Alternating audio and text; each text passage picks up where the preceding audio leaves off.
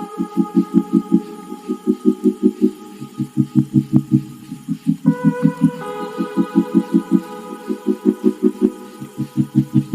Friends, तो कैसे हैं आप लोग। आशा करता हूँ अच्छे होंगे। तो आज हम लोग डिस्कस करेंगे BPSC previous series question paper जो हम लोग डिस्कस कर रहे थे।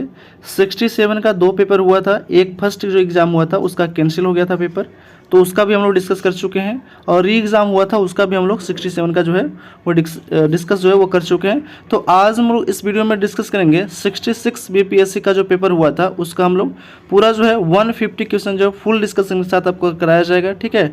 और आपको डेली एक सेट जो है प्रोवाइड किया जाता है। तो कृपया जो भी चैनल पर नए हैं वो सब्सक्राइब कर दें, लाइक कर दें, बेल आइकन दबा दें और अलग अलग स्टडी रिलेटेड ग्रुप में शेयर कर दें।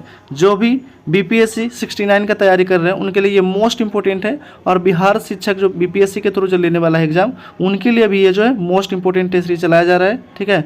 तो कृपया वीडियो में जो है वो बने रहे शुरू से लास्ट तक। तो आते हैं हम लोग 66 जो है बीपीएससी का क्वेश्चन पेपर देखते हैं। फर्स्ट नंबर क्वेश्चन है, आज हम लोग डिस्कस करेंगे 66 जो है बीपीएससी का जो संयुक्त प्रारंभिक परीक्षा हुआ था, ठीक है। तो उसमें हम लोग फर्स्ट क्वेश्चन देखते हैं। और ये जो है एडुटेरिया बुक से चलाया जा रहा है आपका, ठीक है। ये जो टेस्ट सीरीज चलाया जा रहा है एडुटेरिया बुक से चलाया जा रहा है। और इसमें जो है आपको जो है वो कंटेंट ये जो है सब्जेक्ट वाइज अरेंज किया गया है क्वेश्चन, ठीक है। तो ये और भी इम्पोर्टेंट हो जाता है कि किस सब्जेक्ट में कितना क्वेश्चन पूछा जा रहा है, ठीक है। ये जो है स्टूडेंट को बहुत सा कन्फ्यूज़न होता है। तो आज हम लोग देखेंगे फर्स्ट क्वेश्चन है, ये भारतीय इतिहास प्राचीन भारत का जो है पहला क्वेश्चन है। वो दिया गया आपका कि निम्न में से किस हड़प्पा नगर में जूते हुए खेतों का निशान मिला था, ठीक है। निम्नलिखित में से, ठीक है, निम्न में से किस हड़प्पा नगर में जूते हुए खेतों का निशान मिला है। तो वो निशान मिला आपका कालीबंगा से मिला। क्या मिला? कालीबंगन से मिला है। कालीबंगा सिंधु सभ्यता की खोज जो है वो कब हुआ था? तो सिंधु सभ्यता की खोज हुआ था 1921 में हुआ था। और किसने किया था? दयाराम साहनी ने किया था। यह रावी नदी के तट पर स्थित है, ठीक है। सिंधु घाटी सभ्यता के दौरान जुते हुए खेत के प्रमाण कालीबंगा से प्राप्त हुआ है। कालीबंगा जो है वो घग्गर नदी के किनारे राजस्थान में स्थित है, ये भी आपको ध्यान में रखना है।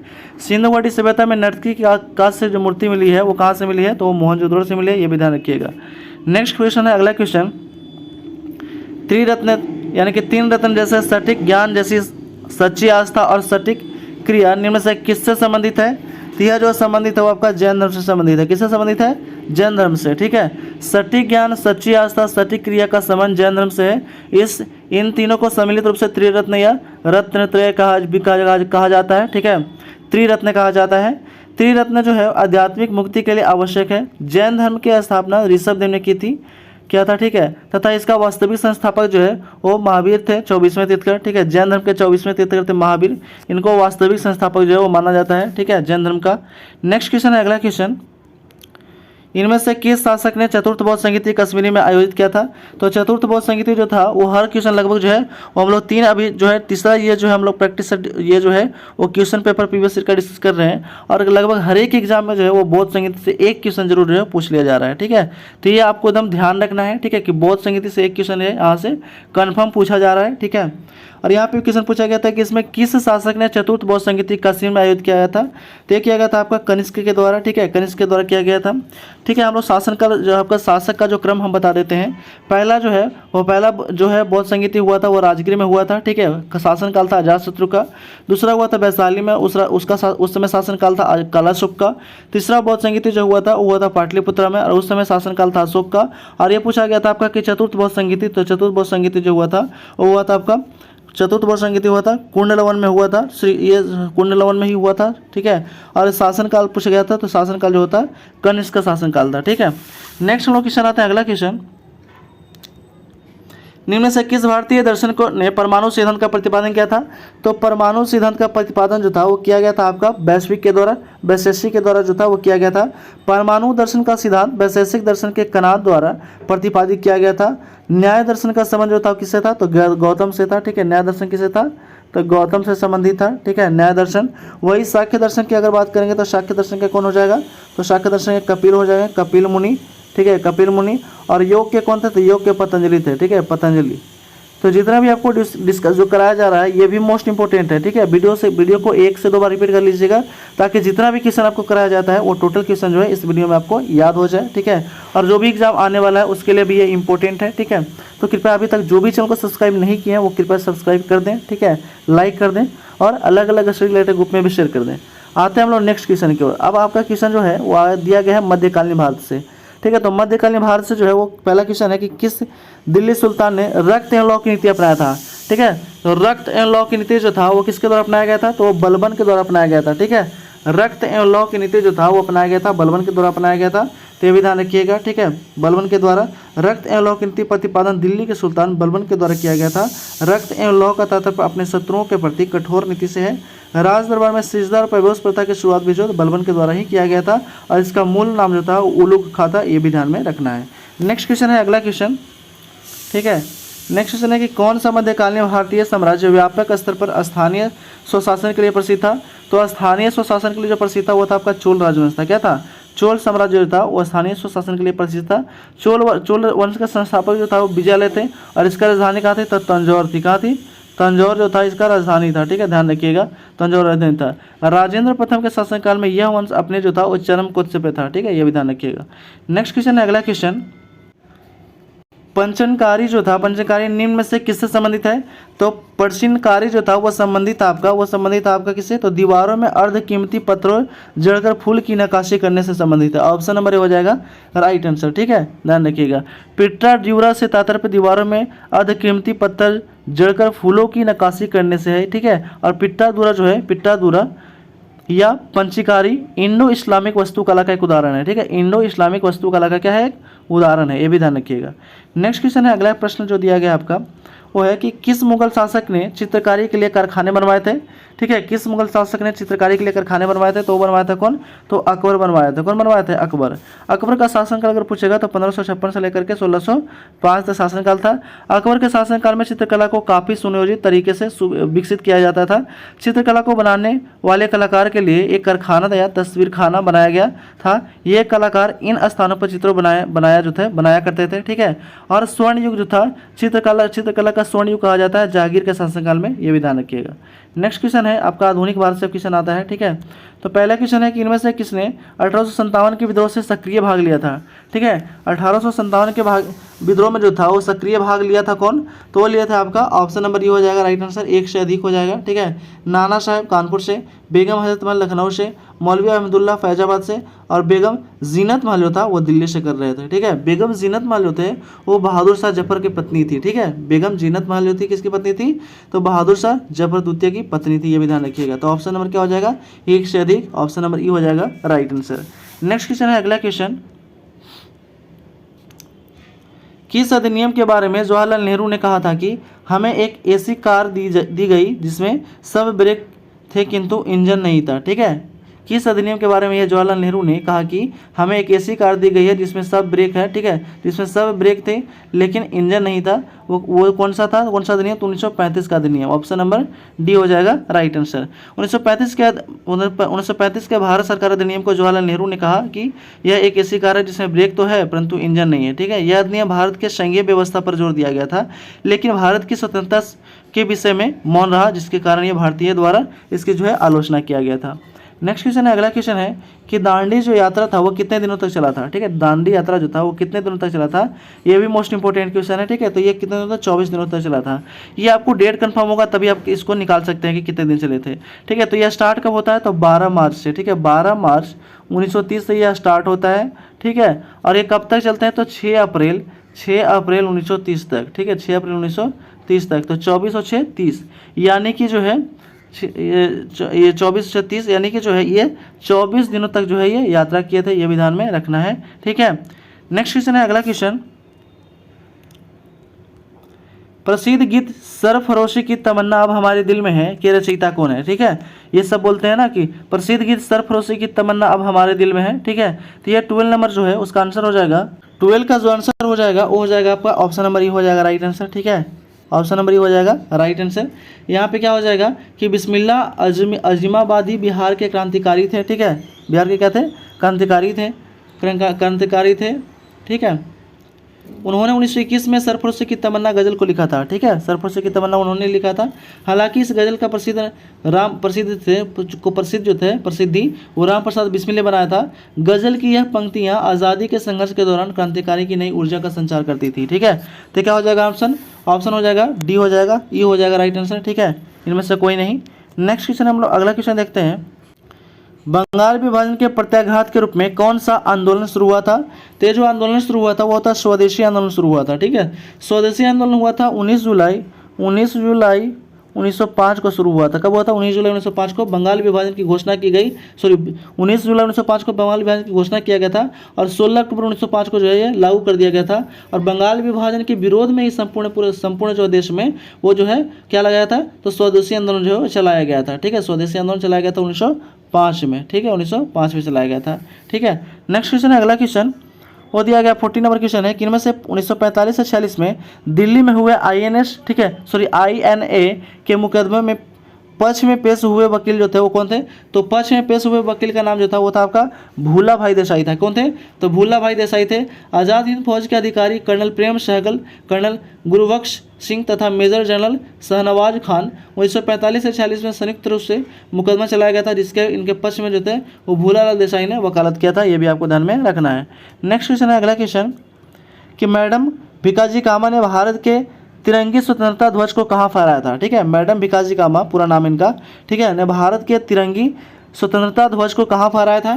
तो इन्हें फहराया था आपका स्टुगार्ट में। ठीक है, स्टुगार्ट अब है कहाँ?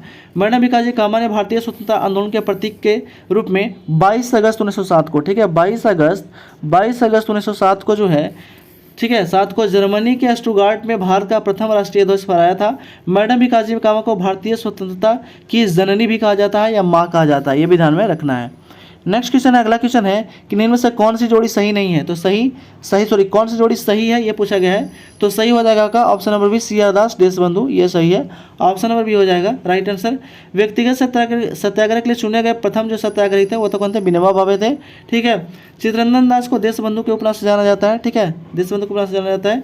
श्यामजी कृष्ण वर्मा 1905 में लंदन में इंडियन हाउस की स्थापना किया था और 1907 में सूरत अधिवेशन की अध्यक्षता रास बिहारी बोस के द्वारा किया गया था, ये विधान में रखना है। नेक्स्ट क्वेश्चन है, अगला क्वेश्चन भारतीय राष्ट्रीय कांग्रेस द्वारा किस दिन पूर्ण स्वराज का जो है पूर्ण स्वराज दिवस घोषित किया गया था? तो पूर्ण स्वराज दिवस जो घोषित किया गया था वो किया गया था 26/1/1930 को। ठीक है, 26 जनवरी 1930 को जो है वो पूर्ण स्वराज दिवस जो है वो घोषित किया गया था। वर्ष 1929 में जो है वर्ष 1929 में कांग्रेस के लाहौर अधिवेशन के दौरान समाजवादी नेता जवाहरलाल नेहरू ने लाहौर में रावी नदी के तट पर राष्ट्रीय ध्वज फहराया था। 26 जनवरी 1930 को भारतीय राष्ट्रीय कांग्रेस के द्वारा पूर्ण स्वराज दिवस मनाने की घोषणा किया गया था, ये भी आपको ध्यान में रखना है। नेक्स्ट क्वेश्चन है, अगला क्वेश्चन है कि बंगाल में द्विशासन प्रणाली किसके द्वारा लागू किया गया था? तो बंगाल में द्विशासन प्रणाली जो था वो लागू किया गया था रॉबर्ट क्लाइव के द्वारा। किसके द्वारा? तो रॉबर्ट क्लाइव के द्वारा लागू किया गया था। और ये कब लागू किया गया था? तो 1765 में जो था वो लागू किया गया था इसको। ठीक है, नेक्स्ट क्वेश्चन है, अगला क्वेश्चन वो दिया गया आपका 19 नंबर क्वेश्चन है कि इनमें से किसने 1893 में शिकागो में आयोजित धर्म संसद में जो था वो भाग लिया था? तो धर्म संसद में जो था वो भाग किसके द्वारा लिया गया था? तो वो लिए थे आपका स्वामी विवेकानंद। ठीक है, स्वामी विवेकानंद जो थे वो भाग लिए थे 11 सितंबर 1983 में। ठीक है, 11 सितंबर 1983 को जो है शिकागो में आयोजित धर्म सम्मेलन में स्वामी विवेकानंद ने भारत का प्रतिनिधित्व किया था और इस सम्मेलन में दुनिया भर के धर्म प्रतिनिधियों ने हिस्सा लिया था। स्वामी विवेकानंद के बचपन का नाम जो था वो नरेंद्र दत्त था, ये भी ध्यान रखिएगा। ठीक है, ये भी इंपॉर्टेंट है। इनमें भारत का आध्यात्मिक गुरु भी माना जाता है इनको। ठीक है, स्वामी विवेकानंद को। इन्होंने 1897 में ठीक है रामकृष्ण मिशन की स्थापना किया था और इनके जन्म दिवस पर 12 जनवरी को राष्ट्रीय युवा दिवस भी मनाया जाता है। ठीक है, तो जितना भी आपको डिस्कशन कराया जा रहा है अगर कॉपी है या फिर कहीं पे लिख लीजिए ताकि एक बार रिवीजन करने में आपको जितना भी क्वेश्चन है वो आपको आसानी हो जाए। ठीक है, और ये जितना भी आपको डिस्कस कराया जा रहा है बहुत बार एग्जाम में पूछ लिया गया है ये। ठीक है, इंपॉर्टेंट क्वेश्चन है ये। नेक्स्ट क्वेश्चन है कि 1923 में स्वराज पार्टी का गठन किसने किया था? 1923 में स्वराज पार्टी का जो गठन किया गया था वो किया गया था आपका, ठीक है, वो किया गया था CR दास के द्वारा। ठीक है, CR दास और मोतीलाल नेहरू को, चित्तरंजन दास और मोतीलाल नेहरू के द्वारा जो था वो स्वराज पार्टी का स्थापना 1923 में जो था वो मोतीलाल नेहरू के द्वारा किया गया था। और असहयोग आंदोलन समिति की समाप्ति के बाद कांग्रेस के विभिन्न नेताओं में असंतोष था। इसी विवाद को लेकर मोतीलाल नेहरू और चित्तरंजन दास ने अलग होकर स्वराज पार्टी का गठन किया था। ठीक है, और इसका मुख्य उद्देश्य था व्यवस्थापिका संभावों को प्रवेश कर सरकारी नीतियों को आलोचना करना था, इसका मुख्य उद्देश्य था। ठीक है, नेक्स्ट क्वेश्चन है, अगला क्वेश्चन प्रसिद्ध नाटक नील दर्पण, ठीक है, नील दर्पण जिसमें इंडिगो की खेती करने वाले किसानों को दमन का चित्रण किया गया है, कि रचना बताओ किसने किया था? तो इसकी रचना किया था दीनबंधु मित्र किए थे। कौन किए थे? दीनबंधु मित्र। नील दर्पण नाटक की रचनाकार दीनबंधु मित्र थे। यह नाटक नील विद्रोह जो था 1859 में हुआ था। कब हुआ था? 1859 पर आधारित था।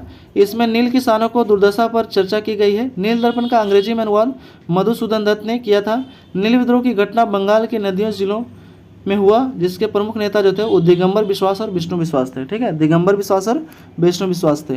नेक्स्ट क्वेश्चन है, अगला क्वेश्चन, 1760 का प्रसिद्ध वांडीवास का युद्ध हुआ था, अंग्रेजों और किसके खिलाफ हुआ था? तो अंग्रेजों जो था वो जो था फ्रांसीसियों के खिलाफ लड़ा था। ठीक है, फ्रांसीसी के खिलाफ। और ये कब हुआ था? तो ये हुआ था 22 जनवरी 1760 को। 22 जनवरी 1760 को अंग्रेजों तथा फ्रांसीसियों के मध्य वांडीवास का युद्ध जो था वो लड़ा गया था। यह एक निर्णायक युद्ध था जिसमें फ्रांसीसी नेता, ठीक है, फ्रांसीसी सेना की हार हो गई थी। वांडीवासी के युद्ध में अंग्रेजी सेना का नेतृत्व जो था वो सर आयरकुट जो था वो कर रहा था। इस युद्ध के पश्चात यह तय हो गया था कि भारत का प्रशासनिक जो है अंग्रेजों का होगा। ठीक है, वांडीवासी जो था तमिलनाडु के क्षेत्र में जो थे वो ज़्यादातर रहते थे, और इस युद्ध में जो था वो फ्रांसीसियों का क्या हो गया था? पतन हो गया था। ठीक है, नेक्स्ट क्वेश्चन है, अगला क्वेश्चन है कि निम्न में से किस अधिनियम ने भारत के पृथक निर्वाचन मंडल का आरंभ किया था? तो पृथक निर्वाचन मंडल का आरंभ किया था वो क्या था? भारत परिषद अधिनियम 1909। ठीक है, भारत परिषद अधिनियम 1909 में जो था ये पृथक किया था। भारत के प्रथम निर्वाचन मंडल का प्रारंभ भारत परिषद अधिनियम 1909 के द्वारा किया गया था। इस अधिनियम को मार्लो-मिंटो सुधार के नाम से भी जाना जाता है। ठीक है, इस अधिनियम के तहत भारत में पृथक निर्वाचन की व्यवस्था पहली बार अपनाया गया था, यह भी ध्यान रखिएगा। नेक्स्ट क्वेश्चन है, अगला क्वेश्चन, ठीक है, 1831 में बुद्धो भगत के नेतृत्व में कोल विद्रोह किस क्षेत्र में हुआ था? ठीक है, 1831 में बुद्धो भगत के नेतृत्व में कोल विद्रोह जो था वो किस क्षेत्र में हुआ था? तो हुआ था आपका शिवभूमि क्षेत्र में हुआ था। ठीक है, कोल विद्रोह शिवभूमि के क्षेत्र में हुआ था। इस विद्रोह के प्रमुख नेता जो थे बुद्धो भगत तथा मदारी महतो थे। यह विद्रोह जो था वो 1831 से 32 में हुआ था। कब हुआ था? 1831 से 32 में हुआ था, यह भी आपको ध्यान में रखना है। नेक्स्ट प्रश्न है, अगला प्रश्न दिया गया है कि निम्न में से किस कॉलेज में महात्मा गांधी ने पढ़ाई किया था? तो महात्मा गांधी जो पढ़ाई किए थे उनका कॉलेज का नाम क्या था? तो नाम था उनका श्यामलाल दास कॉलेज भावनगर। ठीक है, श्यामलाल दास कॉलेज भावनगर कहाँ है? तो यह है आपका गुजरात राज्य में। गांधी जी की प्रारंभिक पढ़ाई राजकोट में हुई। मैट्रिक उत्तीर्ण होने के बाद उन्होंने भावनगर के श्यामलाल दास कॉलेज में पढ़ाई की। उसके पश्चात उन्होंने इंग्लैंड जाकर पढ़ाई किया था, यह भी आपको ध्यान में रखना है। नेक्स्ट क्वेश्चन है, अब बिहार विषय से क्वेश्चन अब आ गया है। ठीक है, देखते हैं कि बिहार के प्रथम मुख्यमंत्री कौन थे? ठीक है, तो बिहार के प्रथम मुख्यमंत्री जो थे वो कौन थे? श्री कृष्ण सिंह थे। ठीक है, बिहार के प्रथम मुख्यमंत्री डॉक्टर श्री कृष्ण सिंह थे, जो 1937 में गठित प्रथम कांग्रेस मंत्रिमंडल के वे मुख्यमंत्री बने थे। स्वतंत्रता पश्चात 1946 से 61 तक वे मुख्यमंत्री थे। श्री कृष्ण सिंह को बिहार के श्री के नाम से भी जाना जाता है, ये भी ध्यान रखिएगा। और बिहार के पहले राज्यपाल थे जयराम दास दौलत राम थे। ठीक है, जयराम दास दौलत राम थे, ये भी ध्यान में रखिएगा। नेक्स्ट क्वेश्चन है, अगला क्वेश्चन, बिहार में कांग्रेस का प्रथम अधिवेशन रखा गया था कहाँ पे? ठीक है, तो बिहार का प्रथम अधिवेशन जो था वो रखा गया था पटना में रखा गया था। कब रखा गया था? तो 1912 में बांकीपुर अधिवेशन हुआ था। ठीक है, 1912 में जो था बिहार में कांग्रेस का पहला अधिवेशन 1912 में बांकीपुर पटना में आयोजित किया गया था, और इसकी अध्यक्षता जो था वो आर एन मधोलकर ने किया थे, ये भी आपको ध्यान में रखना है। ये क्वेश्चन पूछा जाता है कि जो है बांकीपुर जो अधिवेशन हुआ था कांग्रेस का, उसमें अध्यक्षता किसने किया था? तो आर एन मधोलकर ने किया था। और इसके बाद 1922 में जो था वो गया में कांग्रेस का अधिवेशन हुआ था, और इसके अध्यक्षता कौन किया था? चित्तरंजन दास किए थे। ठीक है, 1922 में हुआ था गया में, भी ध्यान रखिएगा। और इसके अध्यक्षता कौन किया था? तो वही किया था चित्तरंजन दास ने किए थे। नेक्स्ट क्वेश्चन है, अगला क्वेश्चन है कि जयप्रकाश नारायण को कौन सी उपाधि दिया गया था? तो जयप्रकाश नारायण को जो था उपाधि दिया गया था लोकनायक का उपाधि दिया गया था। ठीक है, जयप्रकाश नारायण को लोकनायक उपनाम से भी जाना जाता है। इन्होंने 1974 में, ठीक है, इन्होंने 1974 में इंदिरा सरकार के खिलाफ संपूर्ण क्रांति का नारा दिया था, और 1942 में भारत छोड़ो आंदोलन के दौरान इन्होंने आज़ाद दस्ता का गठन किया था। 1998 में भारत सरकार द्वारा इन्हें भारत रत्न से भी सम्मानित किया गया था। ठीक है, 1998 में भारत रत्न भी दिया गया था इनको, ये भी ध्यान में रखना है। नेक्स्ट क्वेश्चन है, अगला क्वेश्चन, बिहार की स्थापना कब हुआ था? ठीक है, क्वेश्चन पूछा गया है कि बिहार की स्थापना जो था वो कब हुआ था? तो ये हुआ था 1912 में। ठीक है, 22 मार्च 1912 को हुआ था बिहार राज्य की स्थापना। ये बंगाल से पृथक कर बिहार राज्य की स्थापना 22 मार्च 1912 को हुई थी, और वर्ष 1936 में उड़ीसा को बिहार से अलग कर दिया गया था। ठीक है, और 2000 ईस्वी में झारखंड को बिहार से अलग कर दिया गया था, और 22 मार्च को बिहार दिवस के रूप में भी मनाया जाता है। ठीक है, ये भी आपको ध्यान में रखना है। ठीक है, नेक्स्ट क्वेश्चन है, अगला क्वेश्चन है वह दिया गया कि बिहार में तिनकटिया पत्ती में नील की खेती के लिए भूमि का कितना भाग अमानत रखा जाता था? ठीक है, तो तिनकटिया जो पद्धति था उसमें नील की खेती के लिए भूमि का कितना भाग जो था वो अमानत रखा जाता था? तो रखा जाता था 3/20 भाग, यानी कि 20 कट्ठा में जो है आपका 3 कट्ठा जो है वो नील की खेती करना अनिवार्य था। बिहार के चंपारण जिले के किसान तिनकटिया पत्ती से शोषित ठीक है शोषित थे और इस पत्ती के अनुसार किसानों को अपनी भूमि का 20 कट्टे में 3 कट्टे पर नील की खेती करना अनिवार्य होता था। गांधी जी के द्वारा चलाया गया चंपारण सत्याग्रह कब हुआ था? 1917 में। इसके पश्चात होता इसको समाप्त कर दिया गया था। ठीक है, नेक्स्ट क्वेश्चन है, अगला क्वेश्चन, रामविलास पासवान ने अपना राजनीतिक सफर किस राजनीतिक दल से प्रारंभ किया था? तो ये जो था प्रारंभ किया था वो क्या था आपका? संयुक्त सोशलिस्ट पार्टी से प्रारंभ किया था। ठीक है, बिहार के प्रसिद्ध नेता रामविलास पासवान ने अपने राजनीतिक जीवन की शुरुआत संयुक्त सोशलिस्ट पार्टी की से किया था और वर्ष 1969 में पहली बार जो है बिहार विधानसभा का चुनाव इसी पार्टी से जीते थे। रामविलास पासवान ने वर्ष 2000 में लोक जनशक्ति पार्टी की स्थापना की। रामविलास पासवान का निधन जो था वो 8 अक्टूबर 2020 को हुआ था। ठीक है, 2020 को हुआ था, ये भी ध्यान रखिएगा, भूलना नहीं है। ठीक है, 8 अक्टूबर 2020 को हुआ था। रामविलास पासवान को वर्ष 2021 में पद्म भूषण से मरणोपरांत जो था वो भी दिया गया था, ये भी आपको ध्यान में रखना है। नेक्स्ट क्वेश्चन है, अगला क्वेश्चन, बिहार का राजनीतिज्ञ स्वर्गीय रघुवंश प्रसाद सिंह पहली बार किस लोकसभा के लिए निर्वाचित हुए थे? तो निर्वाचित हुए थे आपका 11वीं लोकसभा के लिए जो है वो निर्वाचित हुए थे। रघुवंश प्रसाद सिंह प्रथम बार 1996 में 11वीं लोकसभा के चुने गए थे। रघुवंश प्रसाद सिंह को मनरेगा मैन के नाम से भी जाना जाता है। ठीक है, रघुवंश प्रसाद सिंह को मनरेगा मैन के नाम से भी जाना जाता है और इनका निधन 13 सितंबर 2020 को हुआ था। जितना भी आपको डिस्कस कराया जा रहा है, ठीक है, डिस्कशन जो कराया जा रहा है, ठीक है, वो एक कॉपी पर आप लिख लीजिए तो भी जो भी आप एक बार रिवीजन करिएगा तो अभी बहुत क्वेश्चन जो आपको रिलेट करके जो है वो याद हो जाएगा। ठीक है, नेक्स्ट क्वेश्चन है, अगला क्वेश्चन, चंपारण में इंडिगो के किसान, ठीक है, इंडिगो के किसान की दशा और गांधी जी की ध्यान केंद्रित आकर्षित किया था किसने? तो किया था आपका 33 जो है ऑप्शन नंबर डी, राजकुमार शुक्ल किया था। ठीक है, राजकुमार शुक्ल था। चंपारण के किसानों की समस्या को लेकर चंपारण के क्षेत्रीय नेता राजकुमार शुक्ल ने महात्मा गांधी से मुलाकात कर यहाँ के किसानों की समस्या से उन्हें अवगत कराया और गांधी जी तथा राजकुमार शुक्ल की प्रथम मुलाकात जो हुआ था 1916 में कांग्रेस के लखनऊ अधिवेशन हुआ था, ये भी आपको ध्यान में रखना है। गांधी जी का भारत में प्रथम सत्याग्रह जो था वो चंपारण से शुरू हुआ था कब? 1917 में, भी आपको ध्यान में रखना है। ठीक है, नेक्स्ट क्वेश्चन है, अगला क्वेश्चन, प्राचीन महाजनपद मगध की राजधानी कौन सी थी? तो मगध की राजधानी जो था वो कौन था? तो मगध की जो राजधानी था वो था ऑप्शन नंबर ई हो जाएगा, राइट आंसर क्या हो जाएगा? तो प्राचीन महाजनपद में मगध की जो राजधानी था वो कहाँ था? राजगिरी थी। ठीक है, राजगिरी था। उदयन ने अपनी राजधानी को राजगिरी से स्थानांतरित करके पाटलिपुत्र ले गया था। ठीक है, उदयन जो था वो अपनी राजधानी को राजगिरी से हटा कर कहाँ ले गया? पाटलिपुत्र किया था। और मगध महाजनपद की स्थापना बृहदत्त ने किया था। ठीक है, मगध महाजनपद की स्थापना कौन किया था? तो बृहदत्त ने किया था और यह 16 महाजनपदों में सबसे शक्तिशाली महाजनपद था, यह भी आपको ध्यान में रखना है। तो आंसर क्या हो जाएगा? ये हो जाएगा, इनमें से कोई नहीं, क्या हो जाएगा? मगध हो जाएगा। ठीक है, मगध। नेक्स्ट क्वेश्चन है, अगला क्वेश्चन, स्वामी सहजानंद सरस्वती निम्न से किसके संबंधित है? तो स्वामी सहजानंद सरस्वती जो थे वह संबंधित आपका बिहार के प्रसिद्ध किसान नेता थे। ठीक है, क्या थे? तो बिहार के प्रसिद्ध जो थे वो किसान नेता थे या किसान आंदोलन थे, बिहार के किसान आंदोलन से ये संबंधित है। ठीक है, इन्होंने 1928 से 29 में प्रांतीय किसान सभा का गठन किया था और 1936 में लखनऊ में अखिल भारतीय किसान सभा का भी गठन किया था, यह विधान में रखना है। नेक्स्ट प्रश्न, अगला प्रश्न दिया गया आपका कि निम्न में से कौन सा भारत में गांधी जी का प्रथम सत्याग्रह आंदोलन जिसमें उन्होंने सविनय अवज्ञा का प्रयोग किया था? ठीक है, तो सविनय अवज्ञा आंदोलन का जो था प्रयोग किया था वो क्या था आपका? चंपारण में। ठीक है, भारत के स्वतंत्रता संग्राम में चंपारण सत्याग्रह का महत्वपूर्ण योगदान है। सर्वप्रथम 1917 में चंपारण में गांधी जी ने सविनय अवज्ञा का प्रयोग किया था। चंपारण सत्याग्रह के बाद महात्मा गांधी भारत के राजनीतिक के प्रत्यक्ष रूप में सक्रिय हुए थे, यह विधान में रखना है। नेक्स्ट प्रश्न, अगला प्रश्न दिया गया आपका, नेक्स्ट क्वेश्चन है कि बिहार में 1857 के विद्रोह का नेतृत्व किसने किया था? तो बिहार में 1857 के विद्रोह का नेतृत्व जो था वो किया था आपका? कुंवर सिंह किए थे।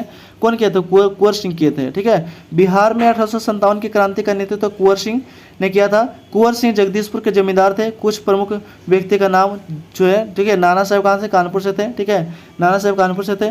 बेगम हजरत महल जो थे वो कहाँ थे? लखनऊ से थे। ठीक है, टाटा टोपे जो थे ये भी कानपुर से थे। मौलवी अहमदुल्ला जो थे वो कहाँ से? तो फैजाबाद से थे, ये भी ध्यान में रखिएगा। ठीक है, सॉरी, मौलवी अहमदुल्ला जो था वो बरेली से थे। ठीक है, ठीक है, नेक्स्ट क्वेश्चन है, बरेली से खान अब्दुल्ला गफ्फार खान भी थे, ये भी देखिएगा। ठीक है, नेक्स्ट क्वेश्चन, अगला क्वेश्चन वो है कि जनजातीय और जिले के निम्न जोड़ों में से कौन सा जोड़ा सही नहीं है? तो सही नहीं है वो कौन सा जोड़ा है? तो हो जाएगा आपका मुंडा जो है वो जमुई से ये सब जोड़ा सही नहीं है। मुंडा जो है कहाँ का? तो मुंडा जनजाति का विस्तार उत्तरी बिहार के कुछ जिलों में है। ठीक है, बिहार के कटिहार जिले में इस जनजाति की आबादी 4.5% है। कौन से जिले में? तो कटिहार जिले में। ठीक है, मुंडा जो है जमुई में नहीं है।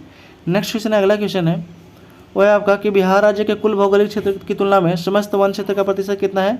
तो समस्त वन क्षेत्र का जो प्रतिशत है वो है आपका ऑप्शन नंबर ई हो जाएगा राइट आंसर। वन रिपोर्ट 2021 के अनुसार बिहार में वनों का अनावरण जो है वो 7,381 वर्ग किलोमीटर है, जो कुल भौगोलिक क्षेत्रफल का कितना है तो 7.84% है। ठीक है, ये ध्यान रखिएगा, इनमें से कोई नहीं आंसर हो जाएगा। ठीक है, नेक्स्ट प्रश्न, अगला प्रश्न दिया गया है वो आपका दिया गया है कि निम्न से किस जिले में बिहार का एकमात्र राष्ट्रीय उद्यान स्थित है। तो बिहार का एकमात्र राष्ट्रीय उद्यान कहाँ स्थित है, तो वो स्थित है आपका पश्चिमी चंपारण में। कहाँ स्थित है, पश्चिमी चंपारण में। बिहार का एकमात्र राष्ट्रीय उद्यान पश्चिमी चंपारण में स्थित है। वाल्मीकि राष्ट्रीय उद्यान, ठीक है, वाल्मीकि राष्ट्रीय उद्यान टाइगर रिजर्व के लिए प्रसिद्ध है। इसकी स्थापना 1978 में किया गया था और इसका क्षेत्रफल जो है कितना है तो 928.8 किलोमीटर है और यह जो है गंडक नदी के किनारे भी स्थित है, ये भी ध्यान में रखना है आपको। नेक्स्ट प्रश्न, अगला प्रश्न दिया गया है वो है आपका कि बिहार में प्रभावित होने वाली निम्न नदियों में से उत्तर की ओर प्रवाहित होने वाली कौन सी नदी है। तो बिहार में प्रवाहित होने वाली उत्तर की नदियाँ जो है वो कौन सी है, तो वो है आपका ऑप्शन नंबर ई हो जाएगा राइट आंसर। कौन कौन हो जाएगा, तो हो जाएगा उपयुक्त विकल्पों से सभी नदी जो है वो उत्तर की दिशा में और उत्तर और दक्षिण की ओर प्रवाहित होती हैं।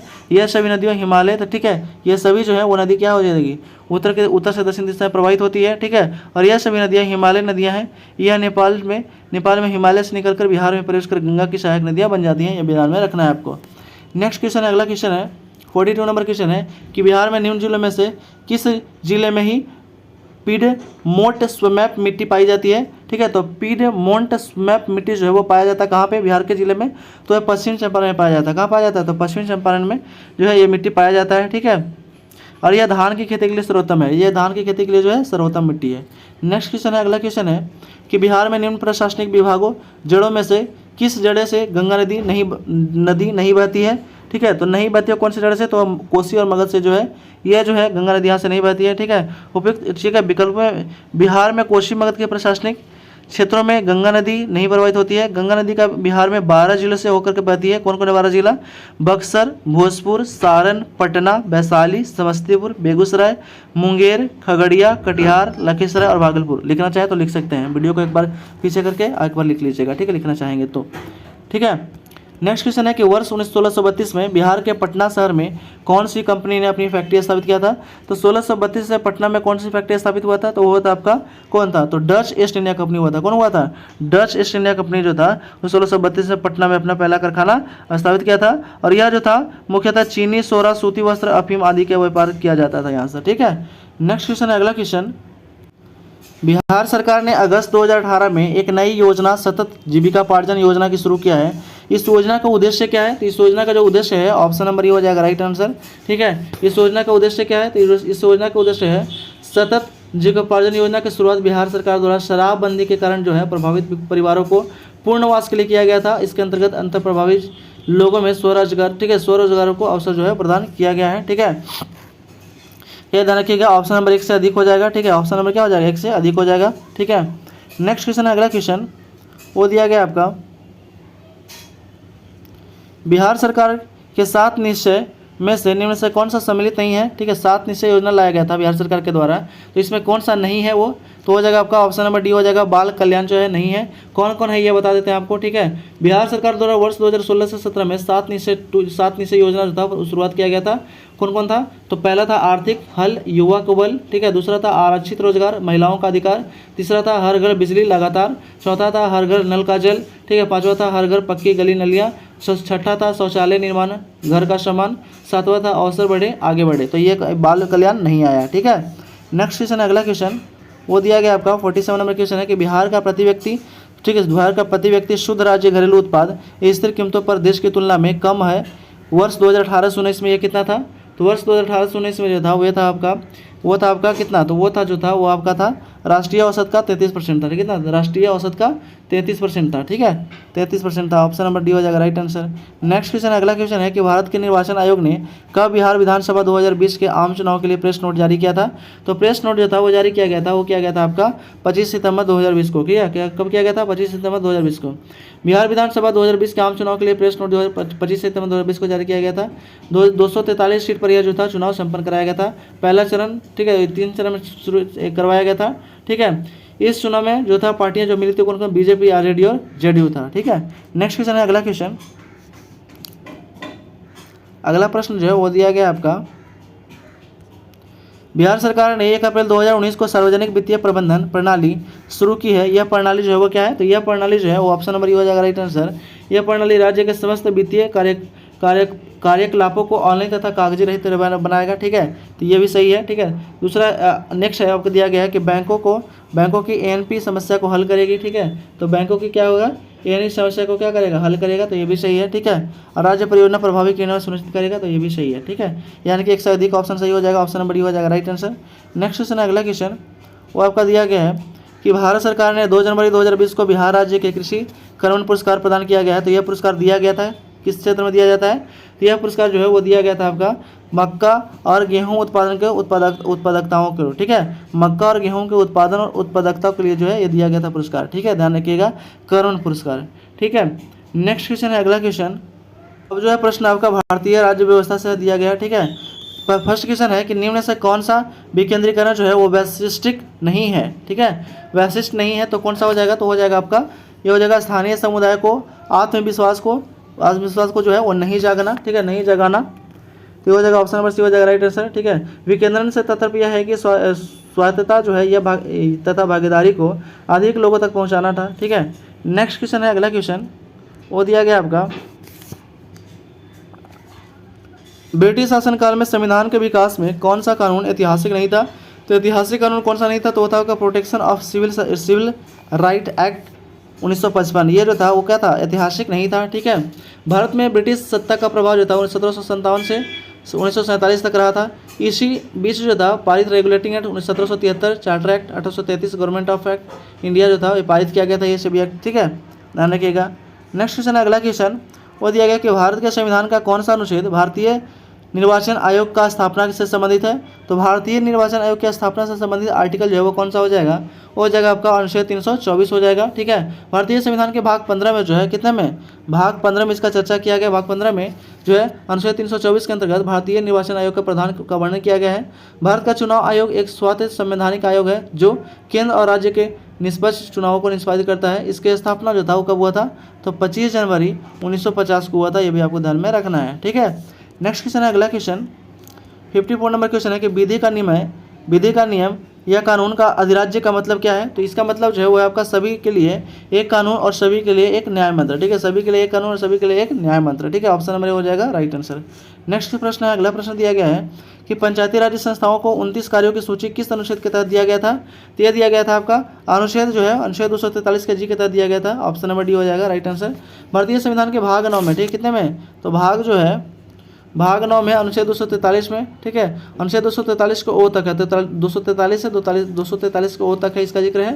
ठीक है, में पंचायती राज्य संस्थाओं का वर्णन किया गया है। संविधान की 11वीं अनुसूची में पंचायती राज्य हेतु जो है वो कितने विषय हैं, तो 29 विषय है, ये भी आपको ध्यान में रखना है। ठीक है, वर्णन किया गया है। ठीक है, नेक्स्ट क्वेश्चन, अगला क्वेश्चन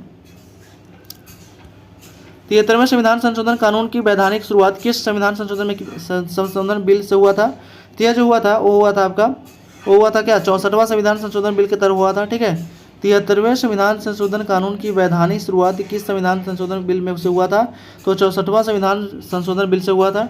ठीक है, 73वां संविधान संशोधन को पहली बार जो है वैधानिक मान्यता देने की शुरुआत 1889 में राजीव गांधी के द्वारा 64वां संविधान संशोधन के तहत किया गया था, परंतु यह लोकसभा में पारित नहीं हो सका। इसके बाद 73वें संविधान संशोधन 1992 के द्वारा यह अधिनियम को पारित किया गया था और 24 अप्रैल 1993 को संपूर्ण देश में प्रभावी हो गया था।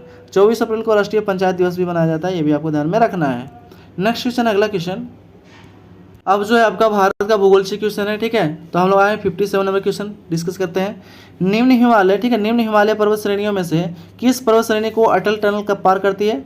तो अटल टनल जो है वो कौन सी श्रेणी पार करती है, तो वो करता है आपका पूर्वी पीर पंजाल करती है। पूर्वी पीर पंजाल जो है वो अटल श्रेणी को पार करती है। अटल टनल जो विश्व की सबसे बड़ी सुरंग है, यह मनाली और लेह को राजमार्ग को जो है और रोहतांग दर्रे के नीचे बनाई गई है। इसका आकार घोड़े के नाल के समान है, ये भी पूछा जाता है कि इसका आकार कैसा है, तो घोड़े के नाल के समान है। और इसकी लंबाई कितना है, तो 9.02 किलोमीटर है। ठीक है, 9.02 किलोमीटर है। और यह क्वेश्चन जो है पूछा लिया गया था आपका जो है 67 जो है री एग्जाम में क्वेश्चन जो था वो पूछ लिया गया था। ठीक है, नेक्स्ट प्रश्न, अगला प्रश्न दिया गया है वो है कि 2011 की जनगणना के अनुसार, ठीक है, 2011 की जनगणना के अनुसार भारत में किस राज्य में आदिवासियों की आबादी प्रतिशत उसके कुल आबादी का तुलना में सबसे अधिक है। तो सबसे अधिक जो प्रतिशत है वो है आपका मिजोरम में है। ठीक है, आदिवासियों का सबसे ज़्यादा प्रतिशत कहाँ है, तो मिजोरम में। ठीक है, नेक्स्ट प्रश्न है, अगला प्रश्न वो दिया गया है कि निम्न कॉफी उत्पादन क्षेत्रों में से कौन सा क्षेत्र कर्नाटक में नहीं है। तो कर्नाटक में नहीं हुआ था कौन सा क्षेत्र, तो पुलनेर क्षेत्र जो कर्नाटक में नहीं है। उपरोक्त ठीक है, पुलनेर कर्नाटक नहीं बल्कि तमिलनाडु राज्य में प्रमुख है कॉफी उत्पादक क्षेत्र है। ये कहाँ का है, तो यह तमिलनाडु का, ठीक है, तमिलनाडु का याद रखिएगा टीएम से।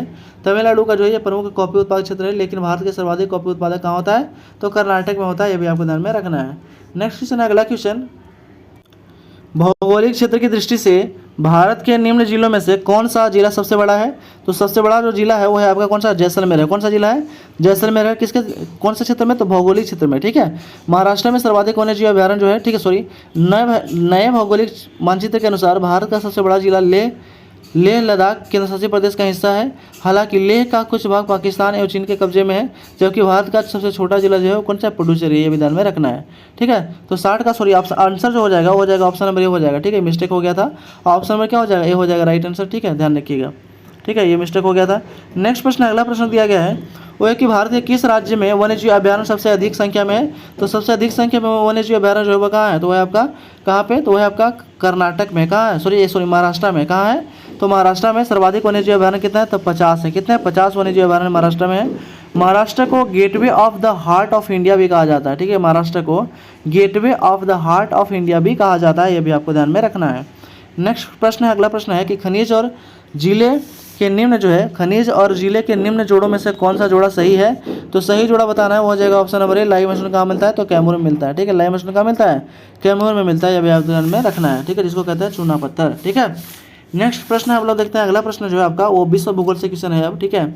63 नंबर क्वेश्चन है कि भौगोलिक क्षेत्र की दृष्टि से जापान का सबसे बड़ा द्वीप कौन सा है। तो जापान का सबसे बड़ा द्वीप जो है वो कौन सा हो जाएगा, तो हो जाएगा होन्शु द्वीप हो जाएगा, ठीक है, होन्शु द्वीप। होन्शु द्वीप जापान का सबसे बड़ा द्वीप है और होन्शु द्वीप दुनिया का 7वां सबसे बड़ा द्वीप है और इंडोनेशिया में जावा द्वीप के बाद विश्व का दूसरा सर्वाधिक जनसंख्या वाला द्वीप है। जापान की राजधानी टोक्यो जो है वो होन्शु द्वीप पे स्थित है और मध्य पूर्व भाग में स्थित है। होन्शु का क्षेत्रफल जो है वो कितना है, तो 2,27,962 वर्ग किलोमीटर है, ठीक है, ये भी ध्यान में रखना है आपको। नेक्स्ट क्वेश्चन, अगला क्वेश्चन है कि ग्रीनलैंड निम्न से देशों में से किस देश का भाग है। तो ग्रीनलैंड जो है वो देश का भाग है वो है डेनमार्क का भाग है, ठीक है। ग्रीनलैंड डेनमार्क के अधीन एक स्वायत्त क्षेत्र है। हालांकि भौगोलिक रूप में यह उत्तरी अमेरिका महाद्वीप में हिस्से में आता है, लेकिन राजनीतिक रूप से यह यूरोप के डेनमार्क देश का आधिपत्य है। यह दुनिया का सबसे बड़ा द्वीप है जिसका कुल जो क्षेत्रफल है वो 21,66,086 वर्ग किलोमीटर है। ये भी ध्यान में रखिएगा। नेक्स्ट प्रश्न है, अगला प्रश्न, निम्न देशों में से किस देशों में 2019 में सालाना सबसे अधिक सोने का उत्पादन हुआ है। तो सबसे अधिक सोने का उत्पादन जो है वो कहाँ पे हुआ है, तो वो हुआ आपका चाइना में हुआ। कहाँ हुआ, चाइना में हुआ है, ठीक है। चाइना में 2021 में सोने का सर्वाधिक उत्पादन करने वाला देश कौन था, चीन था। वही भारत का सर्वाधिक सोने की खपत करने वाला देश था, ठीक है। वही जो है भारत जो है सर्वाधिक सोने की खपत करने वाला देश है। सोने का उत्पादन करने वाला प्रमुख देश कौन सा है, तो पहला पे चीन है, दूसरा पे ऑस्ट्रेलिया है, तीसरा पे रूस है और चौथा पे अमेरिका है, ठीक है, ध्यान रखिएगा। नेक्स्ट प्रश्न, अगला प्रश्न है वो दिया गया आपका कि निम्न में से किस महाद्वीप में सबसे अधिक देश है। तो सबसे अधिक जो है वो कहाँ, एशिया में। सब एशिया में कितने देश हैं, तो है 48 है, ठीक है। एशिया में 48 है। यूरोप में कितना है, यूरोप में 44 है, ठीक है। और उत्तरी अमेरिका में कितना, तो उत्तरी अमेरिका में 23 है, ठीक है, ध्यान रखिएगा। नेक्स्ट क्वेश्चन है, अगला क्वेश्चन है आपका अर्थशास्त्र क्वेश्चन आ गया है, ठीक है। तो फर्स्ट क्वेश्चन है अर्थशास्त्र का कि निम्न राज्यों में से कौन सा राज्य भारत में सर्वाधिक सौर ऊर्जा उत्पादन करता है। सर्वाधिक सौर ऊर्जा उत्पादन कौन सा करता है राज्य, तो करता है कर्नाटक करता है। कौन करता है, कर्नाटक। अगस्त 2022 में जारी आंकड़ों के अनुसार सौर ऊर्जा क्षेत्र में सर्वाधिक उत्पादन राजस्थान का है और अन्य राज्य का योगदान जो है, ठीक है, अन्य राज्यों का योगदान कितना है वो है, तो राजस्थान का पहले पे, दूसरा पे गुजरात है, तीसरा पे कर्नाटक और चौथा पे है तमिलनाडु, ठीक है। ये 2022 की रिपोर्ट के अनुसार बताए हैं, ठीक है।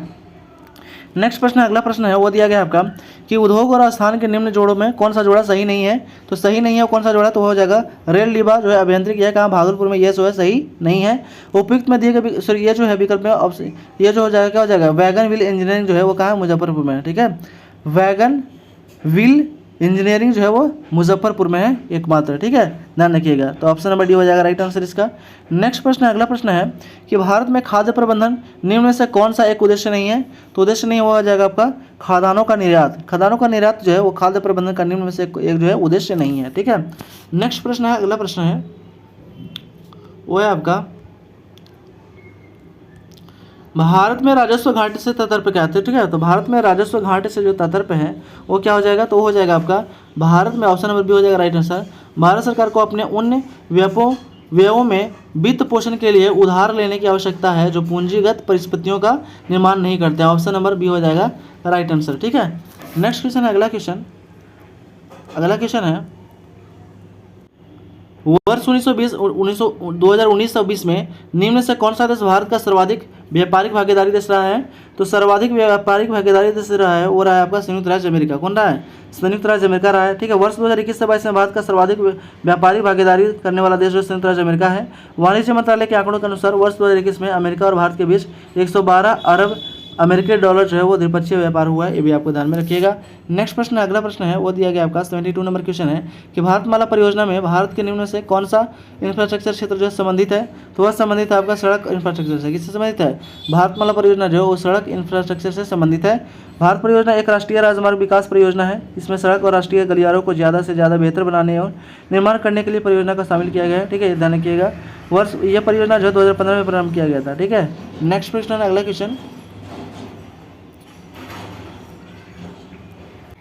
भारत में औद्योगिक क्षेत्र की उपलब्धि को मापने के लिए निम्न से कौन सी संस्था औद्योगिक उत्पादन के सूचकांक को जारी करता है? तो जारी कौन करता है? केंद्रीय सांख्यिकी संगठन, केंद्रीय सांख्यिकी कार्यालय, जिसको शॉर्ट में कहते हैं CSO कहते हैं। ठीक है, CSO के द्वारा यह जारी किया जाता है। वर्तमान में औद्योगिक उत्पादन सूचकांक राष्ट्रीय सांख्यिकी कार्यालय NSO के द्वारा जारी किया जाता है। ठीक है, और पूर्व आंकड़ों के अनुसार जो ठीक है CSO द्वारा जारी किया जाता है, यह भी ध्यान में रखना है। ठीक है, अभी जो है तो पहले जो है पहले CSO का, अभी जो है NSO के द्वारा। नेक्स्ट क्वेश्चन है अगला क्वेश्चन आपका, ये फिजिक्स से क्वेश्चन अब आ गया। ठीक है, तो इसका पहला क्वेश्चन है कि दो समानांतर प्रतिरोधों वाले सर्किट वाले कुल प्रतिरोध जो है इतना है और इतना किलो ओम है। यदि एक प्रतिरोध का मान इतना है, ठीक है 2.0 किलो ओम है, तो दूसरे प्रतिरोध का मान कितना हो जाएगा? ये हो जाएगा आपका ऑप्शन नंबर डी हो जाएगा राइट आंसर। इसको आप लोग बना लीजिएगा। ठीक है, इसका फॉर्मूला है ठीक है कि R1 + R2 + R3 बराबर होता है। ठीक है, डॉट R+N हो जाएगा, या फिर 1/R1 + 1/R2 + 1/R3 करके बना लीजिएगा। ठीक है, नेक्स्ट क्वेश्चन अगला क्वेश्चन वो दिया गया है कि गर्म करने पर एक अर्धचालक का प्रतिरोध क्या होता है? तो गर्म करने पर एक अर्धचालक का जो प्रतिरोध होता है वो क्या होता है? घटता है। क्या होता है? घटता है, ये भी ध्यान में रखिएगा। ठीक है, नेक्स्ट क्वेश्चन अगला क्वेश्चन है कि फैराडे स्थिरांक संबंधित है किससे? तो फैराडे जो स्थिरांक है वह संबंधित है आपका सार्वभौमिक स्थिरांक है। कैसा स्थिरांक है? तो सार्वभौमिक स्थिरांक है। ठीक है, फैराडे एक मोल और एवोगाड्रो के इलेक्ट्रॉन की संख्या के द्वारा किए गए विद्युत आवेश की मात्रा को प्रतिनिधित्व करता है, और यह एवोगाड्रो के स्थिरांक है या इलेक्ट्रॉनों की संख्या के प्रति इलेक्ट्रॉन की संख्या के आधार पर प्रति युग्मक द्वारा विभाजित करके प्राप्त किया जाता है। ये भी आपको ध्यान में रखना है। नेक्स्ट क्वेश्चन है अगला क्वेश्चन, प्रकाश वर्ष किसका इकाई है? ठीक है, क्वेश्चन पूछा गया था कि प्रकाश वर्ष किसका इकाई है? तो ये जो इकाई है वो दूरी का इकाई है। ठीक है, दूरी का इकाई है। एक प्रकाश वर्ष बराबर होता है आपका 9.46 × 10⁻15 मीटर, और एक पार्सेक बराबर होता है 3.26 प्रकाश वर्ष होता है, और कितना मीटर होता है? तो 3.08 × 10 जो है 16 मीटर होता है। ये भी ध्यान में रखना है। ठीक है, नेक्स्ट क्वेश्चन है अगला क्वेश्चन, जब प्रकाश एक माध्यम से दूसरे माध्यम में जाता है तो निम्न से कौन सा नहीं बदलता है? तो नहीं बदलता वो बता आवृत्ति जो है वो नहीं बदलती है। ठीक है, ध्यान रखिएगा। नेक्स्ट क्वेश्चन है विद्युत चुंबकीय तरंग का वेग कितना होता है? ठीक है, तो विद्युत चुंबकीय तरंग का जो वेग होता है वो होता है 3 × 10⁸ मीटर पर सेकंड होता है। ठीक है, ऑप्शन नंबर ए हो जाएगा राइट आंसर। नेक्स्ट प्रश्न है अगला प्रश्न है वो दिया गया है कि पहला आदमी जिसने चांद पर अपना पैर रखा था उसका नाम क्या था? तो उसका नाम था आपका नील आर्मस्ट्रांग था। ठीक है, अपोलो 11 के माध्यम से नील आर्मस्ट्रांग, एडविन बज और एल्ड्रिन और माइकल कॉलिंस चंद्रमा पर जाने वाले व्यक्ति थे, लेकिन 20 जुलाई 1969 को नील आर्मस्ट्रांग चांद पर कदम रखने वाला पहला जो था वो मानव बन गया था। यह अमेरिका के द्वारा भेजा गया था। ठीक है, ये ध्यान में रखना है। नेक्स्ट क्वेश्चन है अगला क्वेश्चन, सबसे ज़्यादा श्यानता होती है किसमें? तो सबसे ज़्यादा श्यानता होती है शहद में होता है। किसमें होता है? शहद में होता है। ठीक है, नेक्स्ट क्वेश्चन है अगला क्वेश्चन कि निम्न से कौन सा ऊष्मा का सबसे अधिक कुचालक है? तो ऊष्मा का सबसे अधिक कुचालक वो है कौन सा है? तो अधिक कुचालक जो है वो है आपका 82 का हो जाएगा, सी नंबर पारा हो जाएगा। ठीक है, ऊष्मा का सबसे अधिक कुचालक पारा है, जबकि यह विद्युत का एक अच्छा सुचालक है। ठीक है, ऑप्शन नंबर सी हो जाएगा राइट आंसर। नेक्स्ट क्वेश्चन है आपका यहाँ पे आ गया है, रसायन विज्ञान से क्वेश्चन है। ठीक है, देखते हैं कि प्लूटोनियम न्यूक्लाइड जो है कि नाभिक में न्यूट्रॉन की संख्या जो कितना होता है? तो न्यूट्रॉन की संख्या जो होता है 148 होता है। ठीक है, 148 होता है। क्यों होता है? क्योंकि जो होता है देखिए यहाँ पे थोड़ा सा समझ लीजिए, पी जो होता है प्लूटोनियम वो कितना होता है? 94 होता है इसका एटॉमिक नंबर, और इसका एटॉमिक वेट जो होता है वो कितना होता है? 242 होता है। ठीक है, और अगर हमको निकालना चाहिए न्यूट्रॉन की संख्या तो क्या करेंगे? 242 को माइनस कर लेंगे 94 में, तो आपका आ जाएगा 148 आ जाएगा। ठीक है, 148 राइट आंसर हो जाएगा। ठीक है, नेक्स्ट क्वेश्चन है अगला क्वेश्चन, पुलिस द्वारा नशे में गाड़ी चलाने वाले की सांस की जांच के लिए फिल्टर पेपर का प्रयोग होता है, वो फिल्टर पेपर पर क्या प्रयोग होता है ये पूछा गया था। तो ये प्रयोग होता है पोटेशियम डाइक्रोमेट सल्फ्यूरिक अम्ल होता है। पोटेशियम डाइक्रोमेट सल्फ्यूरिक अम्ल का जो है वो प्रयोग किया जाता है। ठीक है, नेक्स्ट क्वेश्चन है अगला क्वेश्चन है कि चूने का पानी किसके द्वारा दूधिया हो जाता है, तो चूने का पानी जो है दूधिया हो जाता है CO2 के द्वारा, ठीक है, CO2 के द्वारा जो है वो दूधिया हो जाता है। नेक्स्ट प्रश्न है, अगला प्रश्न है, वो दिया गया कि पेट्रोल तथा डीजल के अधूरे जलने से उत्पन्न होती है क्या, तो अधूरे जलने से जो उत्पन्न होता है वो होता है आपका option number D, carbon monoxide उत्पन्न होता है, ठीक है, ऑप्शन नंबर डी हो जाएगा right answer, carbon monoxide. Next question है कि एक घोल का pH मान 3 से 6 बदलता है, तो इसमें H का आयन की सांद्रता क्या होगा, तो इसका सांद्रता क्या हो जाएगा, तो 1000 गुना कम हो जाएगी, क्या हो जाएगी, 1000 गुना कम हो जाएगा इसका, ठीक है, सांद्रता। नेक्स्ट क्वेश्चन है, अगला क्वेश्चन, रेत और नेपथलीन में नेपथलीन के मिश्रण को किसके द्वारा अलग किया जा सकता है, तो रेत और नेपथलीन के मिश्रण को जो अलग किया जाता है वो क्या जाता है आपका ऊर्ध्वपातन से, किसके द्वारा, ऊर्ध्वपातन के द्वारा जो है वो अलग किया जाता है, ठीक है। ऊर्ध्वपातन की प्रक्रिया द्वारा उन मिश्रणों को अलग किया जाता है जिनमें ऊर्ध्वपातित हो सकने वाली अवयव हैं, ठीक है, ये ध्यान रखिएगा, ठीक है।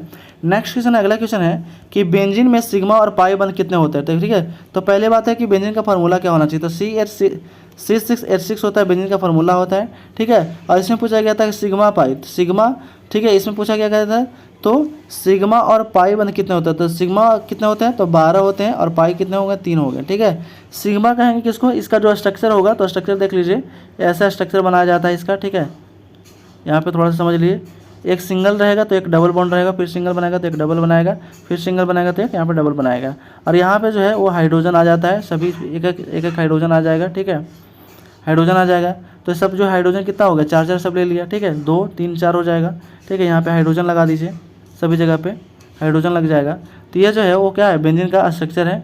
और यहाँ से हम लोग निकालते कैसे हैं, ठीक है, तो यहाँ से जो है हम लोग वो कैसे निकालते हैं, सिग्मा बाई और पाई बॉन्ड, सिग्मा बॉन्ड और पाई बॉन्ड, तो जितना भी है आपका दिख रहा है यहाँ पे जो बॉन्ड दिख रहा है, ये सभी को हम लोग काउंट कर लेंगे सिग्मा में, ठीक है, तो कितना हो जाएगा, ठीक है, 1 2 1 2 2 4 5 6, ठीक है, 7 2 9 10 11, ठीक है, तो कितना हो जाएगा आपका टोटल जो हो जाएगा सिग्मा जो हो जाएगा वो कितना हो जाएगा, 12 हो जाएगा, ठीक, कितना हो जाएगा 12, एक 2 को एक ही काउंट करेंगे, सॉरी 2 को जो है एक ही सिग्मा काउंट करना है, ठीक है, तो 1 2 3 4 5 6 7 8 9 10 11 12 जो हो जाएगा टोटल सिग्मा। और पाई बॉन्ड का भी काउंट करेंगे, जब जो डबल बॉन्ड आएगा उसको हम एक पाई जो है वो यूज करेंगे, ठीक है। डबल बॉन्ड में जो है एक सिग्मा 1 पाई होता है, ठीक है, लेकिन ट्रिपल बॉन्ड में जो होता है वो 1 सिग्मा और 2 पाई होता है, ये भी ध्यान में रखिएगा, ठीक है। नेक्स्ट क्वेश्चन है, अगला क्वेश्चन, यूरिया में उपस्थित होने वाले तत्व कौन सा है, तो यूरिया में उपस्थित होने वाले तत्व जो है वो है आपका कार्बन, ठीक है, कार्बन है, हाइड्रोजन है, नाइट्रोजन है, ऑक्सीजन है, ठीक है, याद रखिएगा। नेक्स्ट है आपका दिया गया जीव विज्ञान और पर्यावरण से संबंधित क्वेश्चन, ठीक है। अदरक तना है कि तना जड़ नहीं है, क्यों, ठीक है, अदरक जो है वो तना है, जड़ नहीं, क्यों, तो क्यों जो है ये हो जाएगा, इसमें नोड और इंटर नोड होते हैं, क्या होते हैं इसमें, नोड और इंटर नोड होते हैं, ऑप्शन नंबर बी हो जाएगा राइट आंसर इसका। नेक्स्ट क्वेश्चन है, अगला क्वेश्चन, निम्न में से सबसे मीठे चीनी कौन है, तो सबसे मीठी चीनी जो है वो हो जाएगा कौन सा, तो वो हो जाएगा आपका ऑप्शन नंबर ए हो जाएगा, सुक्रोज सबसे मीठा चीनी होता है, ठीक है। फ्रुक्टोज सभी दी गई शक्करों में सबसे मीठी चीनी है, ठीक है, फ्रुक्टोज जो है ऑप्शन नंबर हो जाएगा, फ्रुक्टोज जो है वो दी गई सभी शक्करों में सबसे मीठी चीनी है। यह एक मोनोसेक्राइड है, कैसा है, मोनोसेक्राइड है, तथा सुक्रोज की तुलना में लगभग 1.7 गुना अधिक मीठा होता है, ये भी आपको ध्यान में रखना है, ठीक है। सुक्रोज किससे बनता है, तो ग्लूकोज प्लस फ्रुक्टोज से। माल्टोज जो होता है वो ग्लूकोज प्लस ग्लूकोज, ठीक है। लैक्टोज होता है ग्लूकोज प्लस ग्लैक्टोज, ये भी ध्यान में रखिएगा, ठीक है। नेक्स्ट क्वेश्चन है, अगला क्वेश्चन, वो दिया गया आपका कि निम्न में से कौन सा एक सच्चा फल नहीं है, तो सच्चा फल जो है वो कौन सा नहीं है, तो हो जाएगा सेब जो है एक सच्चा फल नहीं है। झूठा फल जो है, झूठा फल के अंडाशय से नहीं होता है, बल्कि फूल या उत्तक से या अन्य भाग से प्राप्त होता है, ठीक है। झूठा फल जो होता है वो फल के अंडाशय से नहीं बल्कि अन्य भाग से होता है, और जो सत्य फल होता है वो अंडाशय से होता है, ठीक है, सत्य फल। नेक्स्ट क्वेश्चन, अगला क्वेश्चन 94 नंबर क्वेश्चन है कि फलियां अत्यधिक पौष्टिक होती हैं क्योंकि उनमें प्रचुर मात्रा में क्या होता है, तो उनमें प्रचुर मात्रा में जो होता है वो होता है आपका प्रोटीन होता है, क्या होता है, प्रोटीन होता है, ठीक है। बीन्स, फलियां, protein, fibre, vitamin B, iron, calcium, potassium, zinc आदि पोषक तत्व होते हैं, ये सब क्या होता है, पोषक तत्व होते हैं। नेक्स्ट क्वेश्चन है, अगला क्वेश्चन 95 नंबर क्वेश्चन है कि लौंग एक मसाला पौधे के किस भाग से प्राप्त होता है, तो लौंग जो प्राप्त होता है, लौंग जो है वो प्राप्त होता है आपका किससे, तो होता है फूल की कली से प्राप्त होता है, किससे प्राप्त होता है, फूल की कली से प्राप्त होता है, ऑप्शन नंबर डी हो जाएगा राइट आंसर इसका, ठीक है। लौंग पौधे के फूल की कली से प्राप्त होता है। लौंग का लैटिन नाम पीपर है, क्या है, पीपर है। लौंग एक प्रकार का मसाला है और इसे औषधि के रूप में भी उपयोग किया जाता है। नेक्स्ट क्वेश्चन है, अगला क्वेश्चन, वो दिया गया आपका कि मांसपेशियों में दर्द के उपचार के लिए प्रयोग किया जाने वाला विकिरण जो है वो कौन सा है, तो विकिरण है आपका इंफ्रारेड है। कौन सा विकिरण है, इंफ्रारेड है।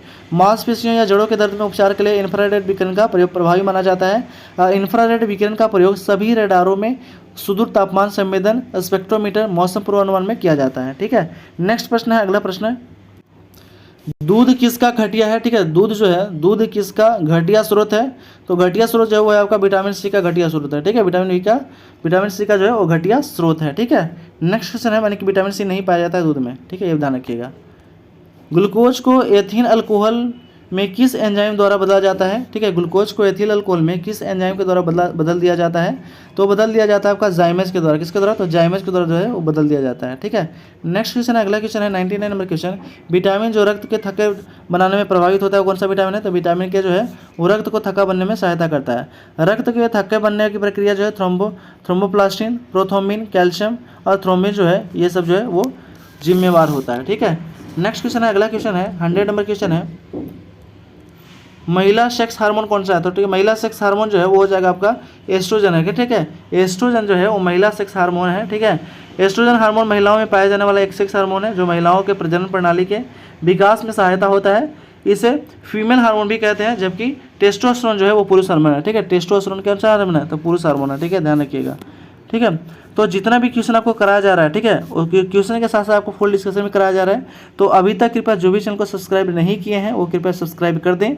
आपको डेली एक जो है वो प्रोवाइड किया जाएगा। ठीक है, और अदर जो है वो करेंट अफेयर से रिलेटेड जो है वो वीडियो आते रहता है। ठीक है, इस चैनल पे, तो कृपया जो है चैनल को सब्सक्राइब कर दें, लाइक कर दें और अलग अलग स्टडी रिलेटेड ग्रुप में शेयर भी कर दें। आते हैं हम लोग नेक्स्ट क्वेश्चन की ओर। अगला क्वेश्चन है हमारा, वो है आपका कि दिया गया कि पार्किंस बीमारी के उपचार में विकास के लिए किसको नोबेल पुरस्कार दिया गया था। पार्किंस बीमारी के उपचार के विकास के लिए किसका नोबेल पुरस्कार दिया गया था, तो ये दिया गया था आपका अवार्ड कार्लसन को जो है ये पुरस्कार दिया गया था। नेक्स्ट क्वेश्चन है, अगला क्वेश्चन कि थायराइड ग्रंथि की खराबी किसकी कमी के कारण होता है, तो थायराइड ग्रंथि का जो खराबी होता है वो होता है किसके कारण, कमी के कारण, तो आयोडीन के कमी के कारण होता है। ठीक है, थायराइड ग्रंथि की थायराइड ग्रंथि की खराबी कई कारण जैसे आयोडीन की कमी, खान पान में असंतुलन, ठीक है, हेरिडिटी आदि से होता है। ठीक है, ये ध्यान रखिएगा। नेक्स्ट क्वेश्चन है, अगला क्वेश्चन है वो है कि कड़वाहट के लिए मानव के जीभ का संवेदनशील क्षेत्र कौन सा है, तो कड़वाहट का महसूस कहाँ पे होता है, ये पूछा जा रहा है। तो कड़वाहट जो महसूस होता है वो होता है पीछे भाग में होता है। कहाँ होता है, तो पीछे भाग में जो है वो कड़वाहट महसूस होता है। आगे होता है मीठा आपका। ठीक है, और साइड से क्या होता है, तो सोर्स ये होता है, ये होता क्या होता है, तो ये होता है आपका खट्टा होता है या खट्टा होता है साइड से, और ये ऊपर से साइड थोड़ा सा नीचे में जो है वो क्या होता है, वो होता है साल्टी टाइप होता है, और बीच में जो होता है वो कोई टेस्टलेस होता है। ठीक है, टेस्टलेस होता है, यानी कि कोई भी स्वाद वहाँ पे पता नहीं चलता बीच में। ठीक है, नेक्स्ट क्वेश्चन है आपका समसामयिक से, यानी कि करंट से क्वेश्चन जो पूछा गया था वो देख लेते हैं हम लोग कि फिट इंडिया अभियान की पहली वर्षगांठ के अवसर पर फिटनेस की डोज आधा घंटा रोज मंत्र रोज जो है किसके द्वारा दिया गया था। फिटनेस की डोज आधा घंटा रोज मंत्र जो है वो किसके द्वारा दिया गया था, तो ये दिया गया था आपका प्रधानमंत्री नरेंद्र मोदी के द्वारा जो है ये दिया गया था। ठीक है, नेक्स्ट क्वेश्चन है, अगला क्वेश्चन, राजमाता विजय राजे सिंधिया के 100वें जन्मदिवस पर प्रधानमंत्री नरेंद्र मोदी ने जारी किया था, क्या जारी किया था, तो नरेंद्र मोदी ने वो 100 रुपये का सिक्का जो है वो जारी किया था किसके जन्मदिवस पर, तो राजमाता विजय राजे सिंधिया के जो है वो 100वें जन्मदिवस पर जो है 100 रुपये का सिक्का जो है वो जारी किया गया था किसके द्वारा, तो प्रधानमंत्री नरेंद्र मोदी के द्वारा जो है जारी किया गया था। नेक्स्ट क्वेश्चन, अगला क्वेश्चन है कि किस राज्य की लघु वित्त चित्र ची लुपो ने दादा साहेब फाल्के पुरस्कार 2020 जीता था, तो ये जीता था आपका कौन सा हो जाएगा, ये हो जाएगा अरुणाचल प्रदेश। कौन हो जाएगा, अरुणाचल प्रदेश हो जाएगा, ऑप्शन नंबर डी हो जाएगा राइट आंसर। नेक्स्ट क्वेश्चन है, अगला क्वेश्चन है कि किस निजी क्षेत्र के बैंक ने किसानों के लिए ई किसान धान जो है धान ऐप लॉन्च किया है।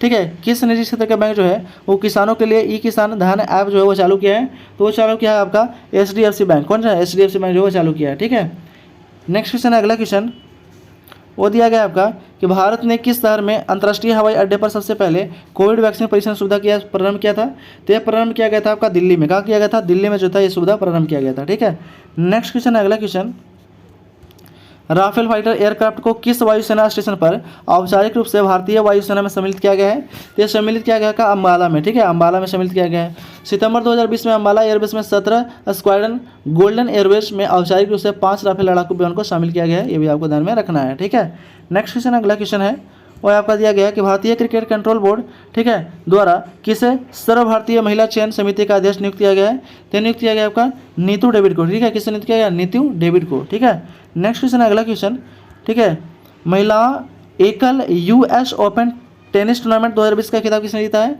तो जीत लिया था आपका नवामी ओसाका ने। ठीक, कौन जीता है? नवामी ओसाका। नेक्स्ट क्वेश्चन है, अगला क्वेश्चन है कि 4 अक्टूबर 2020 को आयोजित लंदन मैराथन में प्रथम स्थान पर रहने वाले एथलीट कौन थे? तो प्रथम स्थान पर रहने वाले जो एथलीट थे वो थे आपका सूरा किटागा थे। कौन थे? सूरा किटागा थे। ठीक है, ऑप्शन नंबर बी हो जाएगा राइट आंसर। नेक्स्ट क्वेश्चन है, अगला क्वेश्चन, 15 अगस्त 2020 को एम.एस. धोनी के साथ किस भारतीय क्रिकेट खिलाड़ी ने अंतर्राष्ट्रीय क्रिकेट से संन्यास की घोषणा किया है? तो घोषणा कर दिया सुरेश रैना। कौन किया? सुरेश रैना जो है घोषणा कर दिया। ठीक है, 15 अगस्त 2020 को 2 बार विश्व कप जिताने वाले पूर्व भारतीय कप्तान जो एम.एस. धोनी और ऑलराउंडर सुरेश रैना अंतर्राष्ट्रीय क्रिकेट से संन्यास की घोषणा किया है। वर्ष 2022 में अंतर्राष्ट्रीय क्रिकेट से संन्यास की घोषणा करने वाले पहले खिलाड़ी जो थे वो कौन थे? तो करने वाले खिलाड़ी जो है वो कौन है? वेन स्टोक है इंग्लैंड का, इवन मॉर्गन है इंग्लैंड का, लेडन स्मिथ वेस्ट इंडीज का है और दिनेश रामदीना जो है वो वेस्ट इंडीज का है। ठीक है, नेक्स्ट क्वेश्चन, अगला क्वेश्चन वो दिया गया है कि हाल ही में किसे नेशनल स्कूल ऑफ ड्रामा का अध्यक्ष नियुक्त किया गया था? तो नेशनल स्कूल ऑफ ड्रामा का अध्यक्ष नियुक्त किया गया वह परेश रावल को जो वो नियुक्त किया गया। ठीक है, प्रसिद्ध अभिनेता पूर्व भाजपा सांसद परेश रावल को नेशनल स्कूल ऑफ ड्रामा का अध्यक्ष सितंबर 2020 में नियुक्त किया गया है। वर्ष 1959 में नेशनल ड्रामा स्कूल का जो है वह स्थापना हुआ था। कब? तो 1959 में हुआ था, यह भी ध्यान में रखिएगा। और वर्ष 1975 में यह स्वतंत्र संस्था बन गया था। ठीक है, नेक्स्ट क्वेश्चन है, अगला क्वेश्चन, रक्षा अनुसंधान एवं विकास संगठन का प्रमुख कौन था? तो रक्षा अनुसंधान एवं विकास संगठन का प्रमुख जो था वो था आपका कौन था? तो डॉक्टर जो है डॉक्टर जी सतीश रेड्डी थे। कौन थे? ऑप्शन नंबर बी हो जाएगा राइट आंसर। नेक्स्ट क्वेश्चन है, अगला क्वेश्चन, कि किस विषय के लिए डॉक्टर बुरश अतीक और डॉक्टर रितेश अग्रवाल को शांति स्वरूप भटनागर पुरस्कार 2020 के लिए चुना गया है? तो चुना गया आपका कौन सा? वो चुना गया चिकित्सा के विज्ञान के लिए। ठीक है, चिकित्सा विज्ञान के लिए चुना गया है। नेक्स्ट क्वेश्चन, अगला क्वेश्चन है कि नोबेल शांति पुरस्कार 2020 के लिए किसे चुना गया है? तो 2020 के लिए चुना गया नोबेल शांति के लिए वो है विश्व खाद्य कार्यक्रम को। ठीक है, विश्व खाद्य कार्यक्रम जो है वो चुना गया है। ठीक है, विधान में रखिएगा। ठीक है, और नोबेल पुरस्कार जो है 6 क्षेत्रों में दिया जाता है, ये विधान में रखना। कौन कौन सा? तो ये दिया जाता है आपका भौतिकी में, चिकित्सा में, साहित्य में, रसायन विज्ञान में और अर्थशास्त्र में। ठीक है, WFP की स्थापना 1961 में, मुख्यालय कहाँ है? तो वह है आपका रोम में। ठीक है, नेक्स्ट क्वेश्चन, अगला क्वेश्चन, किस भारतीय फिल्म अभिनेता को टाइम्स मैगजीन 2020 के सबसे प्रभावशाली के लोगों की सूची में शामिल किया गया है? तो ये शामिल किया गया है आपका आयुष्मान खुराना को। किससे शामिल किया गया? आयुष्मान खुराना को शामिल किया गया है। ठीक है, नेक्स्ट क्वेश्चन है, अगला क्वेश्चन, वो दिया गया आपका 119 नंबर क्वेश्चन है कि हाल ही में कितने भारतीय समुद्र तटों को ब्लू फ्लैग सर्टिफिकेशन के लिए अनुशंसित किया गया है? तो ब्लू फ्लैग सर्टिफिकेशन अनुशंसित किया गया है वो किया गया आपका 8 को। कितने को? 8 को किया गया। ठीक है, ध्यान रखिएगा। वर्ष 2021 तक कितना था? 10 थे। ठीक है, वर्ष 2020 में 8 थे, सॉरी वर्ष 2020 में 8 थे और वर्ष 2021 में 10 हो गए हैं। ठीक है, नेक्स्ट क्वेश्चन, अगला क्वेश्चन, वो आपका दिया गया है कि 21 सितंबर 2020 को वीडियो सम्मेलन द्वारा किस राज्य में घर तक फाइबर योजना प्रारंभ किया गया है? तो घर तक फाइबर योजना जो है वो प्रारंभ किया गया कहाँ पे? तो बिहार में किया गया। कहाँ गया? बिहार में किया गया। ठीक है, नेक्स्ट क्वेश्चन, अगला क्वेश्चन है, क्वाड्रिलेटरल सिक्योरिटी डायलॉग नामक एक अनौपचारिक युद्ध नीति समूह का निम्न में से कौन सा सदस्य नहीं है? तो वह सदस्य जो है वह नहीं है। कौन सा नहीं हो जाएगा? वो हो जाएगा आपका ऑप्शन नंबर सी, चाइना जो है इसका सदस्य नहीं है। ठीक है, नेक्स्ट क्वेश्चन है, अगला क्वेश्चन, सितंबर 2020 में वीडियो सम्मेलन के माध्यम से, ठीक है, सितंबर 2020 में वीडियो सम्मेलन के माध्यम से ब्रिक्स के संस्कृति मंत्रियों को 5वीं बैठक के किसने भारतीय दृष्टिकोण का प्रतिनिधित्व किया था? तो ये किया था आपका कौन? तो प्रहलाद सिंह पटेल किया था। ऑप्शन नंबर ए हो जाएगा राइट आंसर। नेक्स्ट क्वेश्चन, अगला क्वेश्चन है कि जून 2020 में 36वां आसियान शिखर सम्मेलन वर्चुअली कहाँ आयोजित किया गया है? तो यह आयोजित किया गया था आपका वियतनाम में किया गया था। कहाँ किया गया था? वियतनाम में। ठीक है, वियतनाम में किया गया था। ये 36वां था। एशियन शिखर सम्मेलन वर्चुअल रूप से आयोजित किया गया था। 38वां किया जाएगा कहाँ पर? 38वां 39वां किया ब्रुनेई में। 40वां 41वां किया जाएगा नोम पेन कम्बोडिया में और 42वां 43वां किया जाएगा आपका इंडोनेशिया में। ठीक है, नेक्स्ट क्वेश्चन, अगला क्वेश्चन है वो दिया गया कि निम्न में से कौन से ह्यूमन कैपिटल इंडेक्स 2020 में, ठीक है, ह्यूमन कैपिटल इंडेक्स 2020 में प्रथम स्थान पर रहा है? तो प्रथम स्थान पर जो है रहा है वो आपको रहेगा सिंगापुर। कौन रहा? सिंगापुर रहा है। ठीक है, नेक्स्ट क्वेश्चन है, अगला क्वेश्चन है कि हाल ही में संयुक्त राज्य अमेरिका ने ऑपरेशन MAGA, ठीक है, MAGA जो है वो संबंधित है किससे? तो वो जो संबंधित है वो संबंधित है आपका किससे? तो डोनाल्ड ट्रंप पूर्ण निर्वाचित अभियान से। ऑप्शन नंबर बी हो जाएगा राइट आंसर इसका। नेक्स्ट क्वेश्चन है, अगला क्वेश्चन वो दिया गया है कि किस अरब देश ने पहला नाभिकीय ऊर्जा संयंत्र प्रारंभ किया है? तो वो प्रारंभ किया आपका कौन किया है? तो संयुक्त अरब अमीरात किया है। ठीक है, संयुक्त अरब अमीरात परमाणु ऊर्जा संयंत्र प्रारंभ करने वाला पहला अरब देश बन गया है। UAE की राजधानी यानी संयुक्त अरब अमीरात की राजधानी जो है कौन है? अबू धाबी है। बराक परमाणु संयंत्र की पहली इकाई 31 जुलाई 2020 को प्रारंभ किया गया था। ठीक है, नेक्स्ट क्वेश्चन है, अगला क्वेश्चन, अक्टूबर 2020 से जून 2021 तक के लिए किस देश की अंतर्राष्ट्रीय श्रम संगठन का संचालक मंडल का अध्यक्ष बनाया गया है? तो जो है अध्यक्ष बनाया गया है वो बनाया गया आपका भारत को बनाया गया। ठीक है, भारत को जो है अध्यक्ष बनाया गया है।